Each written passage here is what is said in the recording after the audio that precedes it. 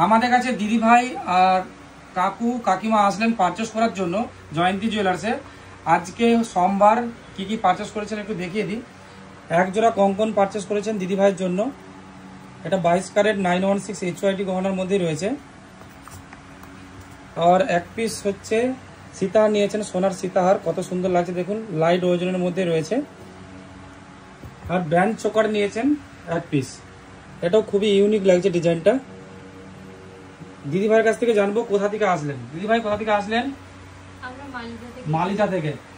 আর ভালো লাগলো এসে পারচেস করে? হ্যাঁ, খুব ভালো লাগলো। আর আপনাদের ওল্ড সোনা ছিল, সেটা আমরা অন্য জায়গা থেকে আপনি টেস্টিং করে রেখেছিলেন, তো আমরা ওই টেস্টিং এ আমরা নিয়েছি। কোনো ফেক কিছু আছে জয়ন্তী জুয়েলার্সে যে ভিডিওতে বলা হয় যে আরেক আর এসে বলে আরেক, এরকম কিছু আছে? যেটা ফেসবুকে চলে সেটাই আছে তো? আর দিদি ভাই এইটুকু বলুন যে জয়ন্তী জুয়েলার্স সম্পর্কে কি বলতে চাইছেন, যে আমাদের যারা ফেসবুক দেখেন তাদের কি বলতে চাইছেন?